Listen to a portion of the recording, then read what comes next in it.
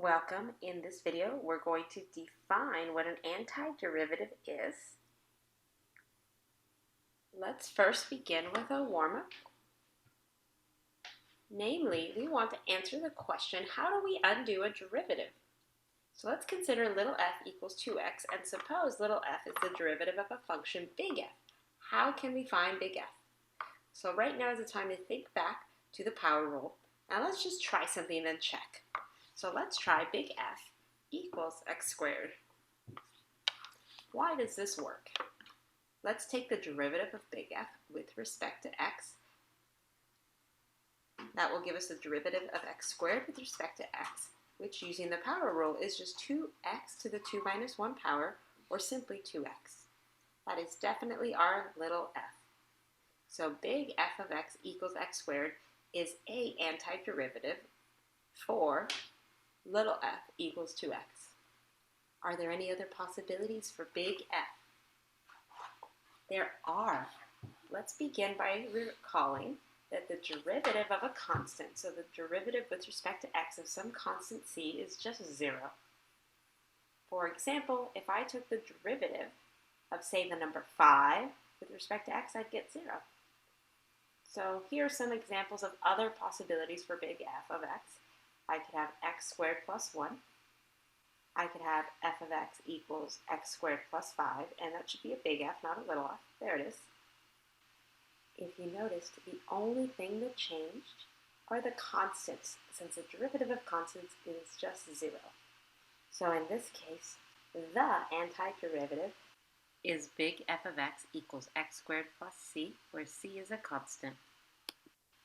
As you can see here, I've opened up GeoGebra, and I'm going to go ahead and type in big F of x equals x squared plus, and not any number, I'm going to actually use a constant. So I'm going to type in plus c. And GeoGebra is pretty great because now it created the slider for c. And I can move this slider up and down. Right now it defaulted to c equals 1, so I have the graph of x squared plus 1. Now I have x squared plus 4.1. What do you notice is happening as the constant changes? Yes, so the function just moves up and down. The graph of the function, that is, just moves up and down on the axis.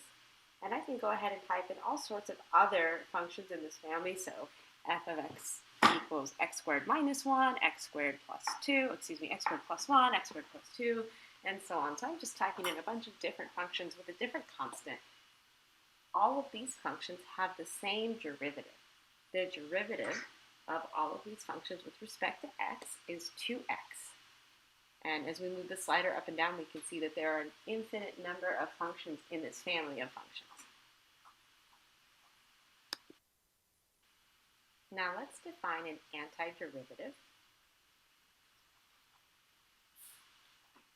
A function f is an antiderivative of f. And I'm being careful with my words there. That's why I underlined an. If, and we have big F of x, its derivative is equal to little f. And that's for all x in the domain of little f. Furthermore, if big F is an antiderivative, and again, I'm being very specific, an antiderivative of little f on an interval I, then the antiderivative of little f, and this is the wording has changed, on this interval, the antiderivative is big F of x plus c.